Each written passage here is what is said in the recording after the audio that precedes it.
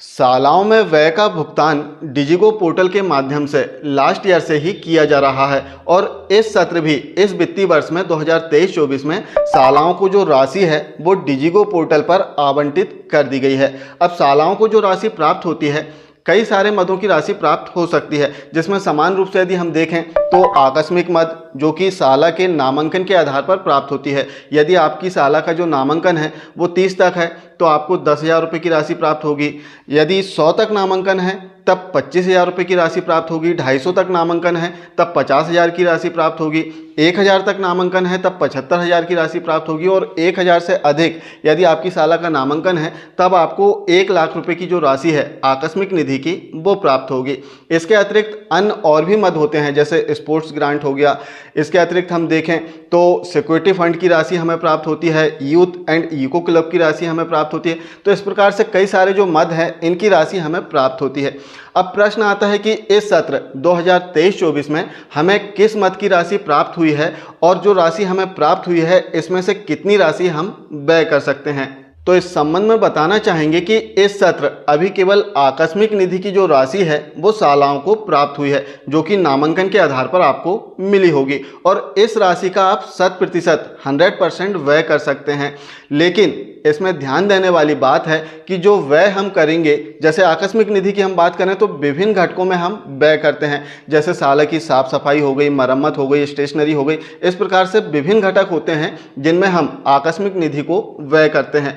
अब इस संबंध में ऐसा नहीं है कि जैसे मरम्मत यदि हमें कराना हो और हमें 25,000 रुपये की राशि प्राप्त हुई है तो पूरी 25,000 रुपये की राशि हम मरम्मत में व्यय कर दें, ऐसा नहीं है। इस संबंध में राज्य शिक्षा केंद्र के द्वारा सुझावात्मक घटक और इन घटकों में कितने प्रतिशत राशि आप व्यय कर सकते हैं वो दिया गया है आदेश में। जैसे हम समान रूप से मरम्मत की बात करें तो मरम्मत के लिए 30% राशि आप व्यय कर सकते हैं। जैसे आपकी शाला में 10,000 रुपये की राशि प्राप्त हुई है तो इसका 30% अर्थात 3,000 रुपये तक की राशि आप इसमें व्यय कर सकते हैं। इसी प्रकार अन्य घटकों में कितने प्रतिशत राशि हम व्यय कर सकते हैं इसका एक पूरा आदेश राज्य शिक्षा केंद्र के द्वारा दिया गया है, जिसे आप डिस्क्रिप्शन बॉक्स से भी डाउनलोड कर सकते हैं।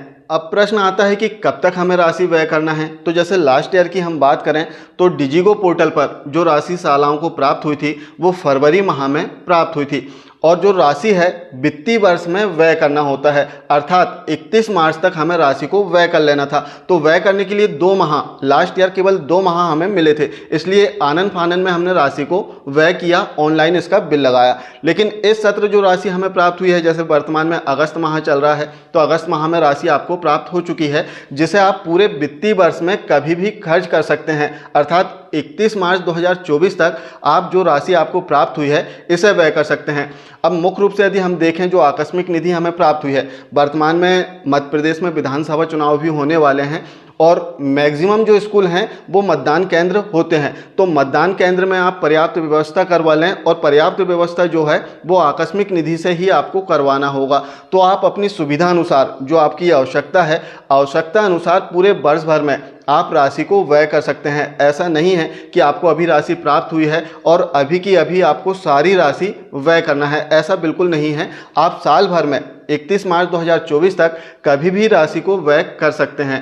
तो वर्तमान में हम देखें तो अभी केवल हमें आकस्मिक निधि की राशि प्राप्त हुई है, जिसे हम अपनी सुविधा अनुसार व्यय कर सकते हैं। आगामी समय में आपको अन्य और भी जो मद हैं इनकी राशि प्राप्त हो सकती है और इन्हें कैसे व्यय करना है, इसका बिल कैसे लगाना है, इस संबंध में हमने लास्ट ईयर ही देख लिया है और इससे संबंधित जो वीडियोस हैं इन सभी वीडियोस की लिंक आपको डिस्क्रिप्शन बॉक्स में भी मिल जाएगी, जिसमें आप देख सकते हैं कि बिल कैसे लगाना है, वेरीफाई कैसे करना है, अप्रूव कैसे करना है, स्टेटमेंट कैसे निकालना है, वो तमाम जो जानकारी है आपको वीडियो के माध्यम से मिल जाएगी, जिसकी लिंक आपको डिस्क्रिप्शन बॉक्स में भी मिलेगी। तो आशा है कि चैनल के माध्यम से जो जानकारी आपको दी जाती है निश्चित रूप से आपको सहयोग इसमें ज़रूर मिलता होगा। आप सभी के स्नेह और सहयोग के लिए आप सभी का बहुत बहुत धन्यवाद। नमस्कार।